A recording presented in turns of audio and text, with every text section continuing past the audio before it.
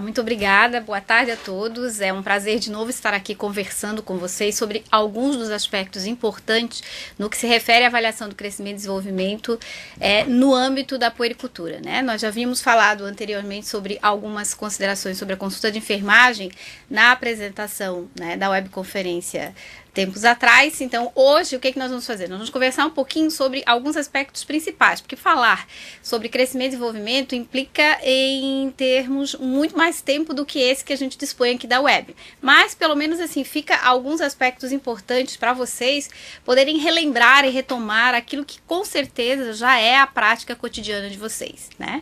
Então, assim, se nós formos lembrar especificamente da consulta de enfermagem, vocês se lembram que nós abordamos com 4 aspectos principais no que se refere às avaliações, né? A avaliação do crescimento e desenvolvimento, a avaliação da imunização, a avaliação da alimentação dessa criança e da amamentação e as orientações sobre prevenção de acidentes. Então, hoje nós vamos focar exatamente sobre o aspecto relacionado ao crescimento e desenvolvimento.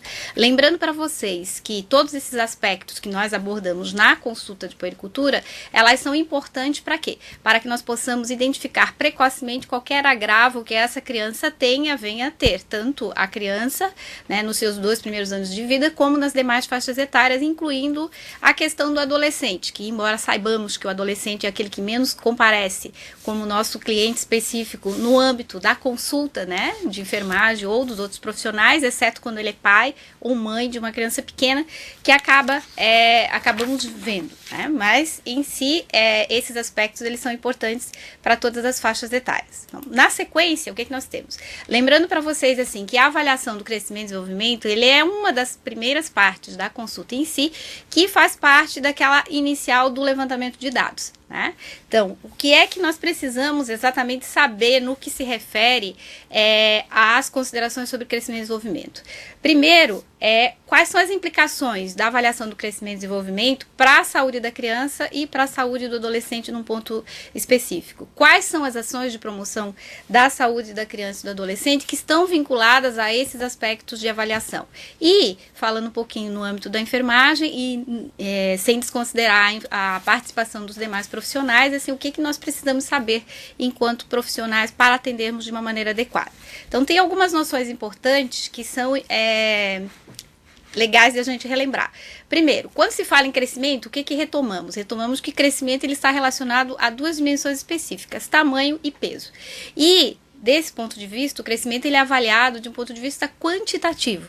Nós temos como medir, nós temos como mensurar.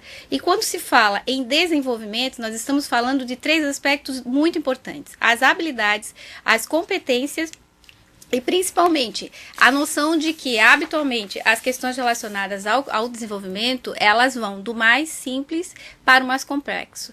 E esses são padrões que são avaliados qualitativamente, né? Então, assim, para avaliar o desenvolvimento, nós temos alguns aspectos que precisamos lembrar. Nós precisamos lembrar de retomar a história, né, dessa criança do ponto de vista de nascimento, do ponto de vista de algumas questões envolvidas no processo da sua gestação e do nascimento em si, né, das condições de nascimento, das condições do parto. Outra forma de avaliar as questões relacionadas ao desenvolvimento são algumas escalas. Vocês já devem ter ouvido falar na escala de Denver, que ela é muito utilizada ainda para ver os marcadores que existem relacionados a isso. A partir do momento que a criança atravessa o período inicial da infância, que começa na idade escolar e pré-escolar, tem outros marcadores que são avaliados do ponto de vista qualitativo, principalmente no que se refere às questões relacionadas ao desempenho escolar que ela vai ter. Tá? Então, são algumas coisas que a gente precisa lembrar quando se quer falar sobre crescimento e desenvolvimento, né? Então, do ponto de vista do que é preconizado pelo Ministério da Saúde, se tem que o crescimento ele é o principal ou um dos grandes indicadores da saúde da criança. Exatamente por quê? Porque é baseado nessas considerações que toda a equipe de saúde vai poder fazer o seu planejamento em cima de ações, principalmente no que se refere ao planejamento familiar, à assistência adequada ao pré-natal, parto e puerpério, que vocês já devem ter noções sobre as políticas de atenção à saúde da mulher, à saúde da criança, as questões relacionadas à rede cegonha, para quê? Para que se garanta que esse bebê, ao ser gestado, ele tenha já condições futuras de crescer e se desenvolver de uma maneira adequada, tanto do ponto de vista físico como dos critérios socioambientais aos quais ele está vinculado.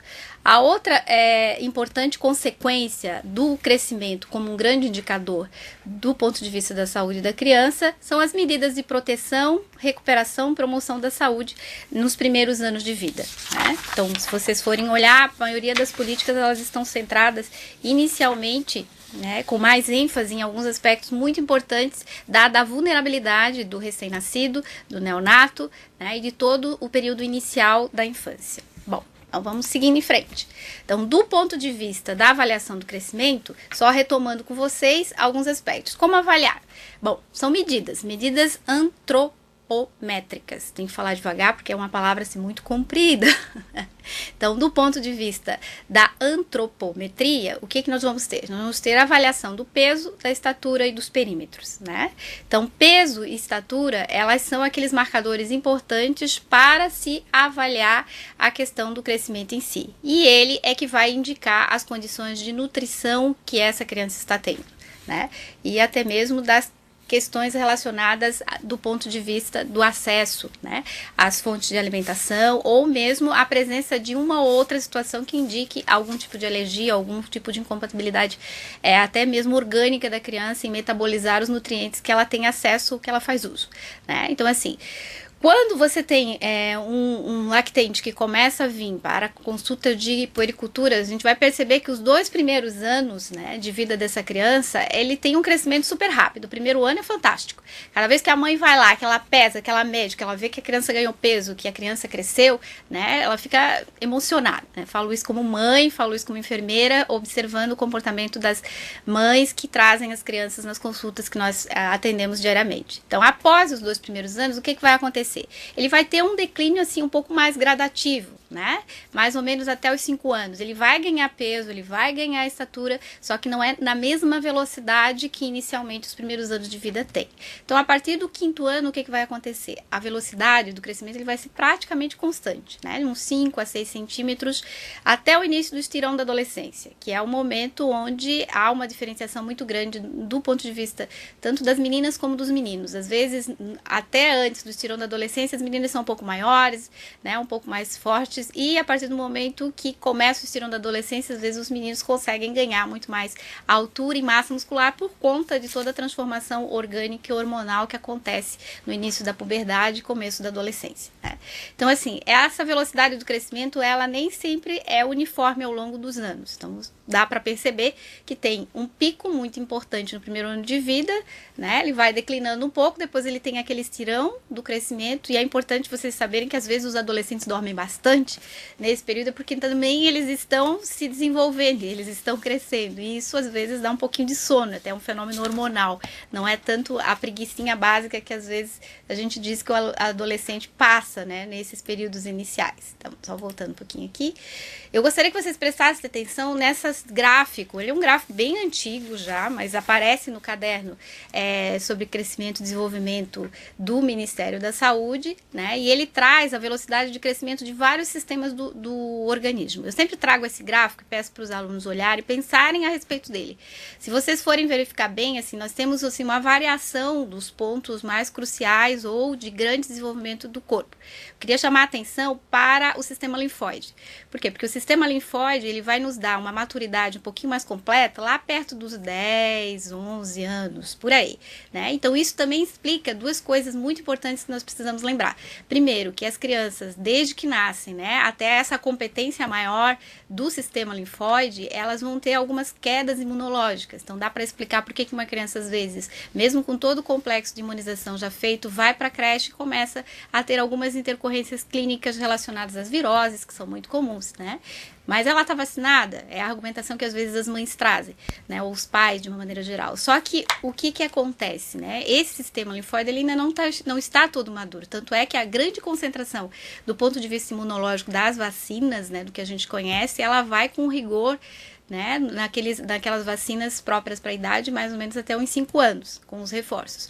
Mas mesmo assim, inevitavelmente, alguma coisa a criança ainda vai contrair. Por quê? Porque o sistema linfóide dela não está todo amadurecido, né? Então, assim, sempre quando vem uma família muito angustiada, uma criança de 1 ano, de 1 ano e meio, que às vezes tem frequentes situações de virose e está na creche, nós sempre consideramos todos esses aspectos, né? A condição vacinal dessa criança e também essas questões do próprio amadurecimento, né? Que faz parte do crescimento dos vários segmentos do corpo.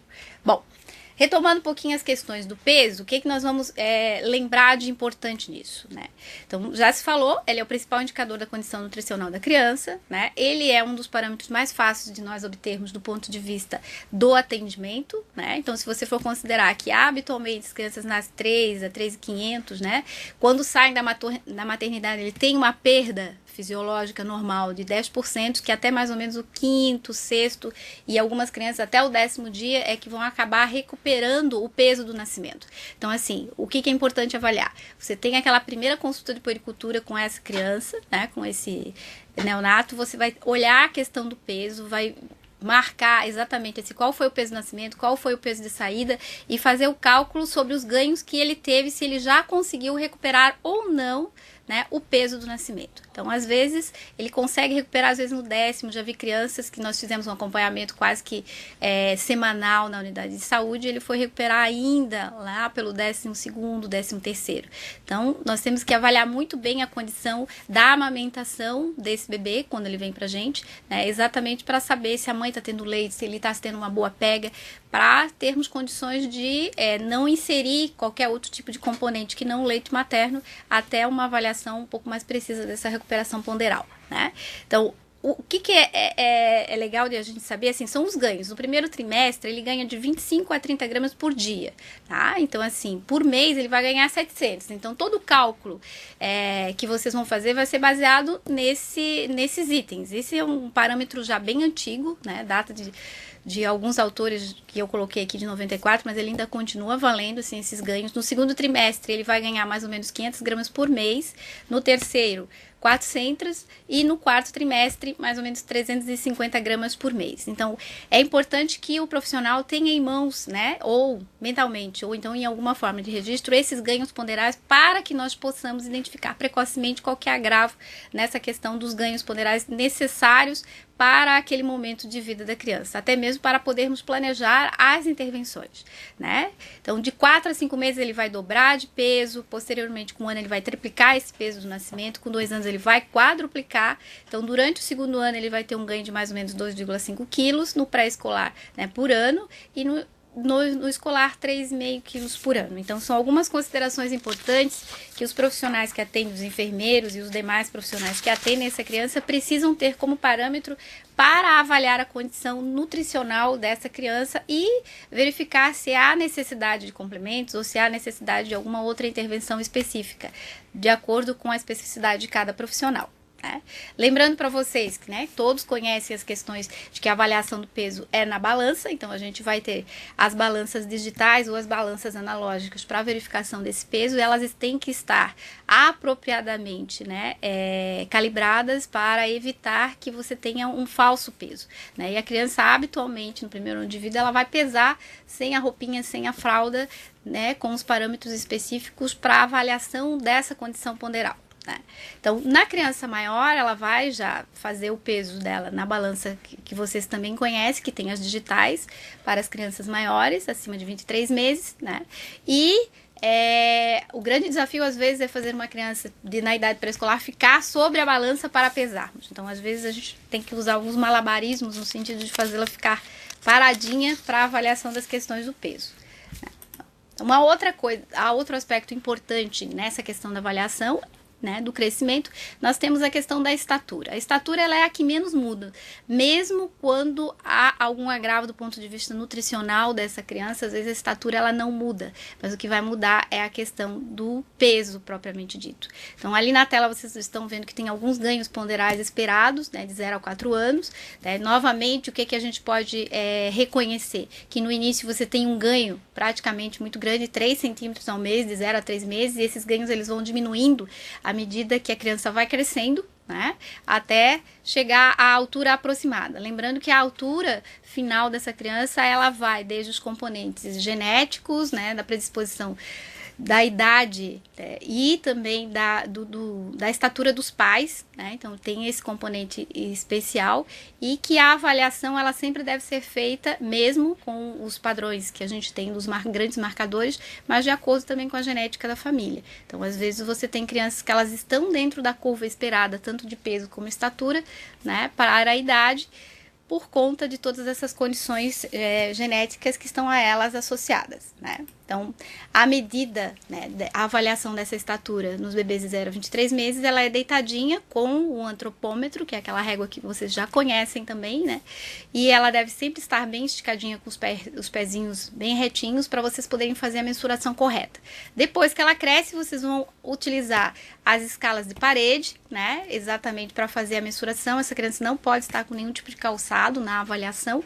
Ela precisa ficar bem retinha, né, com esse marcador, para que você consiga avaliar adequadamente a estatura dela, né? Então aí na tela vocês vão ver alguns modelitos de escalas utilizadas, né, que podem ser utilizadas inclusive em casa, e as crianças gostam muito quando os pais colocam a escala na parede, no quarto delas, e aí a gente fica medindo e mostrando para elas o quanto elas cresceram. Então isso, à medida que elas vão acompanhando a si mesmas, elas se reconhecem, né, nesse aspecto. Do ponto de vista dos perímetros que são verificados, em especial até o primeiro, né, ano de vida, nós vamos encontrar o perímetro craniânico, que é o perímetro cefálico. E o que indica isso? Na verdade, ele indica o crescimento cerebral, principalmente até 36 meses, né? Então, eles são condições necessárias de avaliação disso, né? E eles devem ser avaliados até o final do primeiro ano de vida. Então, são algumas coisas importantes que a gente tem que lembrar. Então, tem que verificar o perímetro cefálico desses bebês, até para que a gente possa avaliar como está o crescimento cerebral, tanto para identificar possíveis intercorrências, às vezes até de um fechamento precoce das fontanelas, ou mesmo outras condições relacionadas até mesmo à presença de hidrocefalia. Então é um marcador super tranquilo de ser verificado, e também vai evidenciar o crescimento do sistema neurológico. Lembrando para vocês que a fontanela, né, lambdoide, que é a posterior, ela vai fechar de 6 a 8 semanas após o nascimento. Algumas fecham bem antes, até um pouquinho. E a bregmática, que é a anterior, ela vai fechar no 12º ou 18º mês. Às vezes é muito variável, mas ela sempre, às vezes, tem um pertuito aberto. E na hora de avaliar a fontanela, você tem que mensurar, né, com a tua polpa digital, mas lembrando que cada um de nós tem um tamanho de dedo, um diâmetro, que deve ser monitorado do ponto de vista de centímetros mesmo. Então, tu tens que avaliar por polpa digital, mas também tem que medir quantos centímetros a sua mão, né, especificamente evidencia, para que a gente não tenha um parâmetro, né, à revelia. Se eu for considerar a minha mão em relação a outras mãos de profissionais um pouquinho mais densos, elas dão uma diferença bem grande. Bom, qual é a estimativa esperada? Esse perímetro cefálico, né, ele vai de 0 a 3 anos de novo. Ele tem, vai de 35, então ele vai ganhar 5 centímetros no primeiro trimestre, 5 no segundo, 2 no terceiro, e no quarto trimestre ele vai ter mais ou menos assim 1 centímetro de crescimento. Uma estimativa de que na idade adulta nós tenhamos um perímetro cefálico de 57, né? Bom, o perímetro torácico também é outro marcador importante relacionado às questões do crescimento, que também deve ser avaliado na consulta. E tem uma relação assim muito importante, que, né, do nascimento de 30 até 33 centímetros, que é mais ou menos a média, e vocês vão ver uma relação entre perímetro cefálico e torácico. Até 6 meses, o que vai acontecer? O perímetro cefálico, ele é superior ao torácico. Depois dos 6 meses, isso vai mudar um pouquinho. O perímetro cefálico vai ficar igual ao torácico, e posteriormente, com cerca de 9 meses, nós vamos ter um perímetro cefálico inferior ao perímetro torácico, que é a proporção importante que se deve ter. O perímetro abdominal, embora às vezes eles não apareçam naquela listagem de condições importantes de avaliação, mas ele deve ser verificado, né? Ele tem, o achado do perímetro abdominal, na verdade, está muito vinculado à presença de massas ou a algumas intercorrências que possam estar acontecendo ou virem a ocorrer.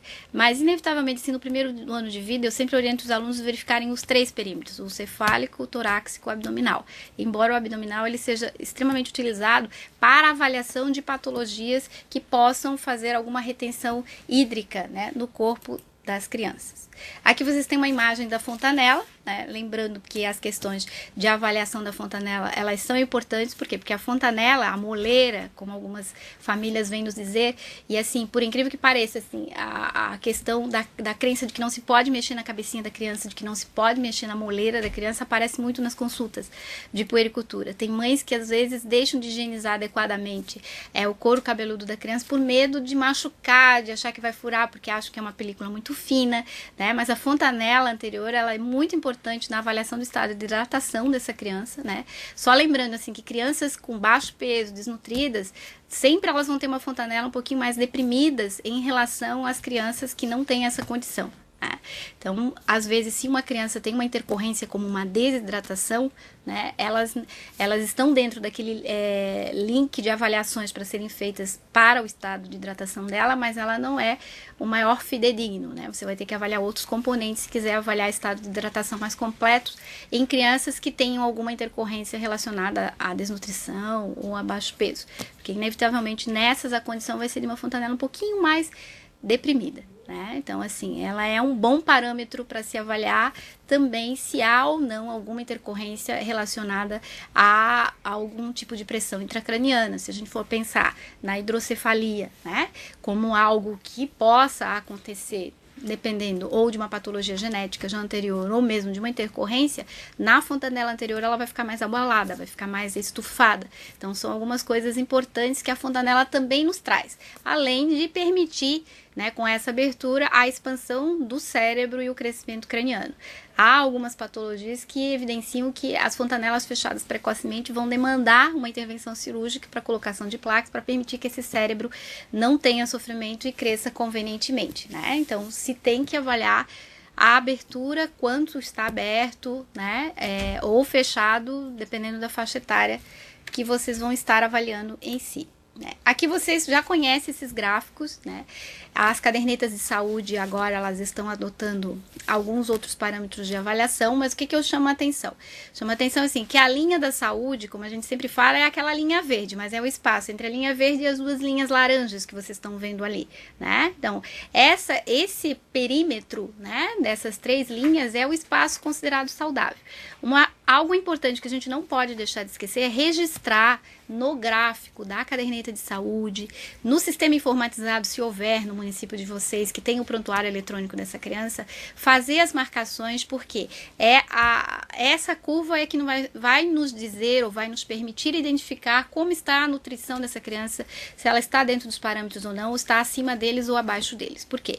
Abaixo e acima desse perímetro considerado saudável, né, é que nós vamos ter algumas intercorrências importantes. E toda vez que, por exemplo, você atende uma criança, você identificou que ela teve uma baixa na questão do peso naquele momento da consulta, vocês têm que fazer um marcador ali que são os chamados eventos. O que é isso? Você vai marcar com um pontinho, uma linha e vai informar. A criança esteve com diarreia, a criança ficou internada, a criança teve uma virose. Então, assim, marca o evento que ocorreu.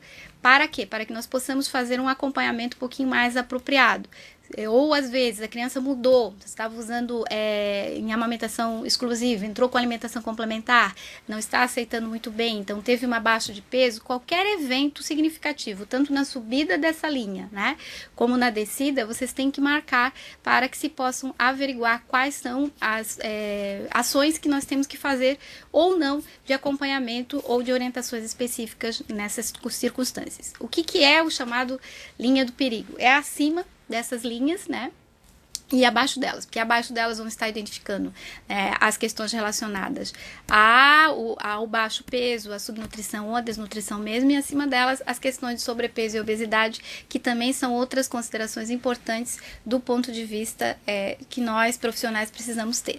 Bom, então aqui vocês também têm uma caracterização a respeito do gráfico. A curva ascendente significa que a criança está sadia, ganhando peso dentro da lógica daqueles perímetros, né, tendo a linha verde como referência, né. Se ela está numa curva paralela, né, uma curva horizontal, pode significar que essa criança ela não está tendo ganho, ela não está perdendo, mas também não está ganhando, que não é uma coisa lá muito boa, né. Por quê? Porque vai exigir outras medidas, ou de suplementos, ou de reforço nas orientações relacionadas à alimentação complementar que ela tenha. Ou a curva decrescente, que significa que ela está perdendo peso. Se ela está perdendo peso, também é outra condição importante que nós precisamos averiguar com profundidade, com monitoramento, com retornos um pouquinho mais próximos, além daquela rotina periódica de avaliação que essa criança tenha. Então, são algumas condições que o profissional precisa ficar atento. Lembrando para vocês, assim, que atualmente a gente tem usado muito o cálculo do índice de massa corporal, né? Aí vocês têm a fórmula também, para fazer a avaliação dessa condição dessa criança. Lembrando que, assim, geralmente, algumas coisas que eu sempre falo para os meus alunos e que eu gostaria de compartilhar com vocês é assim: usem a caderneta de saúde como instrumento para orientações dessas famílias. Tem muitas informações importantes dentro da caderneta de saúde dessa criança ou desse adolescente, né, que eles precisam estar informados. E outra, há espaços para que os pais mesmos registrem algumas intercorrências que a criança possa ter, que às vezes, na confusão do dia a dia, eles podem esquecer quando vão ao médico na consulta de rotina ou mesmo numa eventual por acolhimento ou por alguma demanda específica dessa criança. Então, falem para os pais que eles podem manusear esse material, que eles podem acompanhar o crescimento e desenvolvimento do seu filho por ali. Tem umas dicas muito bacanas. Então, toda vez que se faz o registro do peso, da estatura dessa criança, eu geralmente com os alunos, eu mostro para as famílias: olha só como ela tá, olha, ela ganhou tanto. Faço o cálculo com eles para ver os ganhos de peso. Se houve perda, aí nós começamos a refletir o que mudou na rotina daquela criança, o que mudou no comportamento dela ou na aceitação, ou mesmo na dinâmica familiar, até mesmo as questões relacionadas de sono e repouso, que às vezes podem interferir até nas questões alimentares que ela possa desenvolver assim ao longo do tempo. Então, é um instrumento fantástico que nós precisamos, enquanto profissionais, utilizar, registrar, porque uma grande dificuldade, como eu já trabalhei em hospital, era pegar as cadernetas de saúde das crianças sem nenhuma anotação. Então, qualquer atendimento que se faz com criança ou com adolescente precisa ser registrado nessas cadernetas de saúde. E elas são um recurso muito bom para a promoção da saúde, para as orientações e fortalecimento dos pais enquanto cuidadores, né? Então, lembrando que situações como sobrepeso ou obesidade, magreza ou peso ou baixo para a idade, magreza acentuada ou peso muito baixo para a idade, são condições que demandam um atendimento interdisciplinar. Então, assim, outros parceiros, além do enfermeiro, além do médico, às vezes vão ter que ser colocados em cena, ou a partir do matriciamento, né, com os profissionais específicos do NASF, ou mesmo com as próprias equipes básicas, para que se possa avaliar as condições e instituir medidas importantes para que essa criança não entre nas questões relacionadas à obesidade por conta de tudo que vem junto com ela, né? Como também não entre numa situação de subnutrição ou desnutrição, que são pontos importantes que vão acabar refletindo em todos os aspectos relacionados também ao desenvolvimento dela, que é a nossa próxima conversa. Então, vocês viram que é muita coisa, mas é importante que a gente reconheça alguns parâmetros. Do desenvolvimento, o que é que eu trouxe para vocês? Alguns lembretes, na verdade, porque pelo tempo que se tem. Então, lembrando novamente, que quando se fala em desenvolvimento, nós estamos falando em aquisição de habilidades, em competências. E essas habilidades e essas competências é que vão, né, fazer com que essa criança, né, se desenvolva ao longo do seu viver, aprendendo, desenvolvendo e aprimorando tudo aquilo que ela já traz de uma herança genética, das condições socioambientais, das questões culturais também.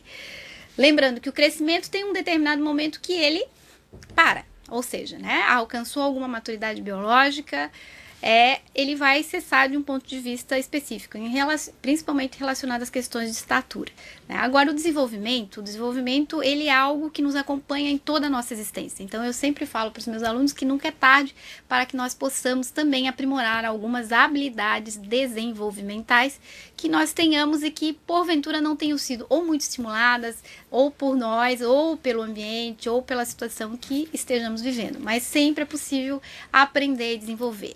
Lembrando que os grandes marcadores, os grandes momentos importantes desse desenvolvimento estão centrados na primeira infância, desde a concepção, né, até o começo da nossa vida aqui na Terra. Bom, o que é importante que nós nos lembremos? Que essas questões relacionadas ao desenvolvimento, elas estão correlacionadas aos aspectos biológicos, psicológicos da própria criança também. Por quê? E aí, quando eu falo nisso, né, e nós discutimos muito nas aulas, são as tendências hereditárias, às vezes que vai demandar uma condição genética que vai implicar em outras alterações que possam desembocar em alterações no desenvolvimento, a própria constituição física, a questão, o fato de ser menino ou de ser menina, às vezes ele pode estar mais ou menos exposto a alguns estímulos, né? E também a própria questão da personalidade da criança. Há crianças que elas são e têm um temperamento extremamente introvertido. São aquelas crianças que elas não vão se jogar de pronto numa brincadeira, que elas não vão entrar em ação já de imediato.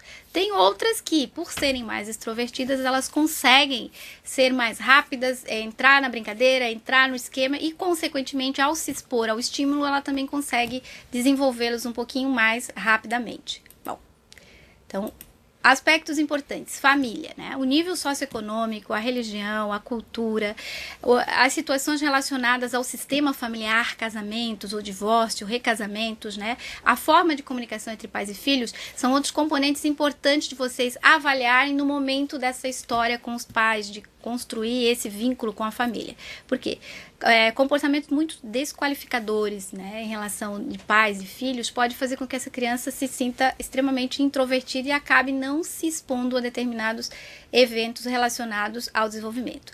Outro fator importante, escola, professores, proposta pedagógica da escola, avaliação da aprendizagem, são itens importantíssimos de a gente avaliar, porque às vezes a criança não tem a maturidade específica para estar exposta a determinados eventos, né, e essa falta, às vezes, de maturidade emocional pode levá-la a algumas dificuldades de aprendizagem em si. Quando se fala na questão do desenvolvimento, é inevitável que nós tenhamos que falar, mesmo que rapidamente, a respeito dos reflexos primitivos, em especial do recém-nascido, e que vai acompanhá-lo até mais ou menos uns 6 meses de idade. Que são os reflexos que vocês precisam avaliar com clareza, né, dentro da consulta do puericultura. Os reflexos de sucção, de marcha, de rotação, de preensão palmar, preensão plantar, Babinski, né, são reflexos importantíssimos de você avaliar, porque isso vai estar nos dando a informação sobre o crescimento neuronal ou o aprimoramento dessas habilidades, né? Do ponto de vista do desenvolvimento cognitivo, né, como é que você vai avaliar isso? Então, tem alguns itens assim importantes que vocês estão vendo na tela, principalmente o desenvolvimento cognitivo, para saber se essa criança está aprendendo, né? Você vai ter que avaliar se ela compreende as coisas que estão à sua volta, as questões relacionadas à memória, a percepção sobre semelhanças e diferenças, a compreensão sobre tamanho, sobre espaço. Então, assim, quando vocês recebem essas crianças, vocês já começam a avaliar essa condição na interação que vocês têm com ela, né? Ou com ela e com os pais. Então, você já consegue fazer um mapeamento de algumas habilidades cognitivas que são possíveis de serem mensuradas mesmo na consulta de puericultura. Do ponto de vista psicomotor, né, elas são mais fáceis de serem avaliadas porque você consegue observar com mais clareza se ele consegue caminhar, se ele engatinha, se ele tem coordenação, se ele não tem, né? Então, tudo isso é produto da aprendizagem e da estimulação. Não existe desenvolvimento também sem que haja uma estimulação para que os eventos comecem a ocorrer. Então, as crianças precisam ser estimulados. Essa é uma imagem também antiga que vocês encontram, né, disponível para o público, que é o desenvolvimento do motor da criança no primeiro ano de vida. Então, lembrando para vocês que primeiro ele tem que sustentar a cabeça, para depois ele conseguir sentar com apoio, para depois ele conseguir sentar sem apoio, para depois ele engatinhar, ficar em pé, começar a segurar nos objetos, até que consiga os primeiros passos da marcha inicial, que vai acontecer lá por um ano ou 14 meses. Que o que eu gostaria de enfatizar, não dá para comparar crianças da mesma idade, mesmo da mesma família. Elas são diferentes em alguns aspectos. Então, algumas são mais rápidas, outras mais lentas em algumas questões, mas precisam ser estimuladas para que esses eventos aconteçam também, né? Uma família muito protetiva, né, que tem medo que a criança se machuque, acaba fazendo com que ela não se exponha. O que eu gostaria de chamar a atenção para essa imagem que vocês estão vendo na tela, que vocês também encontram na caderneta de saúde, que é uma dica. São os grandes marcadores para avaliação de desenvolvimento, que também devem estar registrados nessa caderneta de saúde. Então, vocês vão encontrar de meninos, de meninas, vão encontrar as faixas etárias específicas e precisam estar registrados adequadamente. Do ponto de vista do desenvolvimento psicossocial, esse tem importante relação que é como ela acontece a sua interação com os demais, né? Então, assim, vocês vão avaliar de que forma ela aceita ou não as brincadeiras, de que forma ela já consegue ter domínio sobre o próprio corpo, na questão do controle dos esfíncteres, né? E que, de novo, é fruto da estimulação da família, da estimulação do ambiente no qual ela está inserida, tanto quanto as questões relacionadas à linguagem. Porque não é só falar. Para que a criança consiga falar, ela precisa ouvir bem, ela precisa compreender o que está sendo dito e ela precisa também se expressar. E isso também é decorrente muito da avaliação e da estimulação que a família proporciona ou que o ambiente no qual ela está inserida proporciona.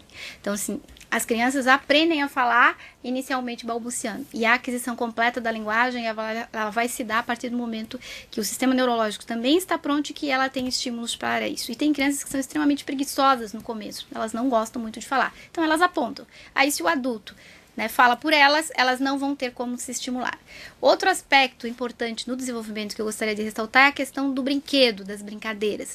Então, pela brincadeira, pelo brinquedo, a criança se socializa, a criança aprende limites, a criança consegue ser menos egoísta naquela fase inicial da infância, né, da idade pré-escolar, que ela é extremamente egocêntrica, tudo é dela. Então, brinquedos, né? As brincadeiras, elas vão se ampliando, se complexificando à medida que a criança também vai ganhando o seu desenvolvimento motor um pouco mais refinado, que ela também vai conseguindo outros estímulos para se expressar. Então, assim, é um momento muito importante de proporcionar brincadeiras e brinquedos que elas consigam desenvolver do ponto de vista motor, do ponto de vista cognitivo, do ponto de vista psicossocial. Para finalizar, assim, de novo eu trago as imagens de algumas das cadernetas de saúde que existem, né? Nosso município ela tem uma outra composição, então às vezes muda um pouquinho as páginas iniciais, mas elas estão aí. E essa folha de registro das medidas antropométricas, de novo eu reforço, tanto este registro das medidas antropométricas quanto das questões relacionadas ao desenvolvimento são fundamentais de estarem anotadas no interior desses materiais, porque é o documento da criança. Onde essa família for com essa criança, ela precisa levar a caderneta de saúde em qualquer atendimento que ela faça, seja no hospital, seja no ambulatório, seja na unidade de saúde, seja no pronto atendimento, seja onde for, elas precisam estar com esse material à mão, que é a única forma de nós podermos avaliar algumas condições clínicas da criança. Então, eu sei que foi bem rápido, mas assim, é o que eu gostaria de lembrar para vocês, que a participação e envolvimento de vocês com essa família e a comunicação com essa família no momento dessas avaliações são essenciais para que nós possamos realmente fazer aquilo que nos compete, que é promover a saúde da criança, a saúde do adolescente lá no final e ter as famílias como nosso grande parceiro nesse cuidado. Obrigada. Bom, o pessoal de Brusque está perguntando, Ana, qual a importância do odontólogo na puericultura, isso? É isso mesmo, fundamental, tá? Vocês sabem que o papel do odontólogo nesse processo de acompanhamento dessas crianças nos itens da puericultura, eles vão nos dar um norte muito importante sobre as questões relacionadas à arcada dentária, até mesmo as questões da fonação, quando nós avaliamos isso, se vai ter alguma implicação ou não, a avaliação da boca dessa criança, das condições de higiene, as orientações para a família. Nós temos um grupo muito bacana de odontólogos aqui em Florianópolis, na unidade, que eu desenvolvo as atividades teórico-práticas com os alunos e fazemos uma parceria muito bacana. Inclusive, assim, nós temos um grupo no qual essas crianças, elas são encaminhadas, né, de 0 a 2 anos e depois de 2 anos em diante, de acordo com as suas áreas, com as suas equipes, para as odontólogas que atendem e fazem reuniões, inclusive falando sobre as questões do uso da chupeta, do uso da mamadeira, do quanto isso pode implicar em determinados problemas futuros para essa criança. Então, o papel do odontólogo, embora não tenha falado aqui, né, ele é fundamental como parceiro nesse acompanhamento. E na própria consulta de puericultura, só da enfermagem, às vezes, eu sempre pergunto para os pais como é que está essa avaliação, se já passou pelo odontólogo também, né, se já foi feita aquela avaliação inicial, se ele já participou do grupo. Retoma, por quê? Porque algumas mães, em especial de bebês que estão com amamentação exclusiva, elas acham que elas não precisam fazer higienização bucal dessas crianças, né, desses bebês. E não é verdade, né? Então, assim, a nossa parceria, a importância dos odontólogos é fundamental para garantir a condição clínica dessa criança lá no futuro. Certo, Ana, o pessoal de São Miguel da Boa Vista está aqui elogiando a excelente web, elogiando você como enfermeira pelo trabalho que você está fazendo, tá? Passando aqui o elogio deles. Nós temos mais uma pergunta de Arvoredo.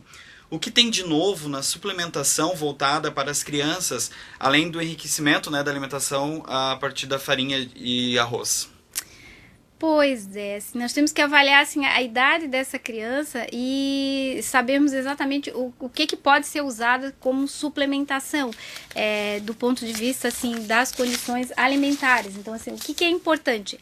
Agora não teria como te dizer assim, o que tem sido mais usado assim, do ponto de vista das condições de enriquecimento desses nutrientes, né? Mas é importante você verificar na região em que você habita ou mesmo os próprios hábitos alimentares, o que possa ser sugerido. Por hora eu não teria uma resposta assim, muito clara a respeito disso, né? Eu até me comprometo de buscar mais informações a respeito sobre outras fórmulas de enriquecimento além da farinha de arroz, né? Que tem sido usada com frequência. Às vezes eles usam também a questão da farinha de milho em alguns suplementos, né, como suplemento para enriquecer esse padrão alimentar dessa criança. Então tem que avaliar qual é a fórmula que ela está usando e se realmente precisa que haja esse enriquecimento, porque tem algumas fórmulas infantis que não precisam desses ajustes, né?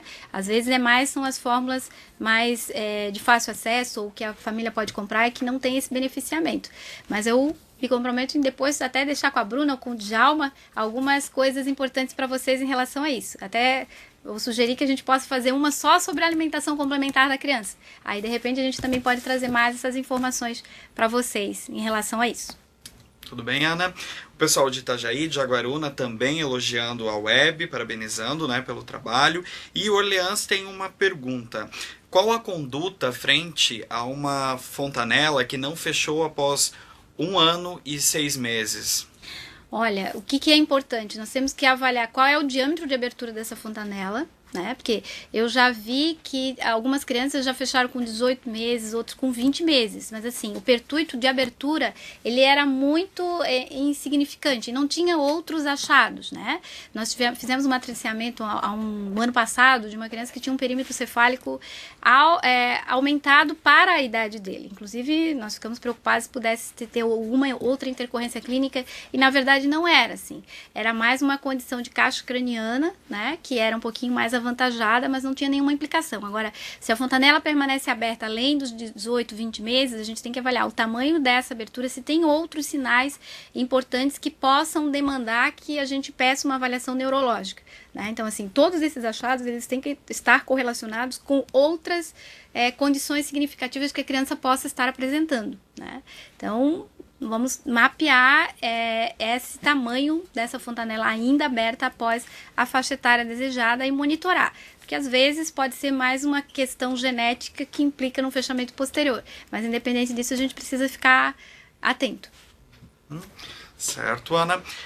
O pessoal de São Miguel, da Boa Vista, fez uma pergunta que talvez, né, não sendo bem o assunto, mas tem uma dúvida ali. O sobrinho da pessoa que fez a pergunta, fez 1 ano de idade e ainda está tomando leite ninho, né?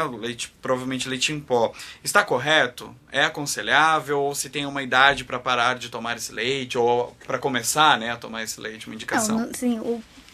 Não tem problema dele tomar o leite. A única coisa que tem que verificar é a frequência das mamadeiras. Por exemplo, assim, a gente sabe, né, que o leite, ele também diminui a questão da absorção de ferro. Então, assim, ele tem que ser uma criança que não consuma exclusivamente mais de 1 ou mais de 2 mamadeiras de leite ninho durante aquela idade dele. Por quê? Porque ele já está com 1 ano, então ele já deve estar se alimentando com a alimentação da família.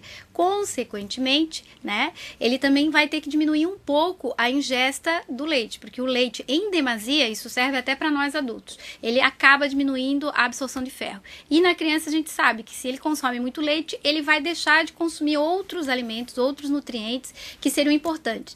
E como eles às vezes não querem sair da zona de conforto para mastigar, experimentar novos sabores, aí o que nós adultos acabamos fazendo, né? Substituindo a alimentação complementar dele normal, que seria para a idade, por uma mamadeira de leite, seja esse o leite ninho, seja outro tipo de leite.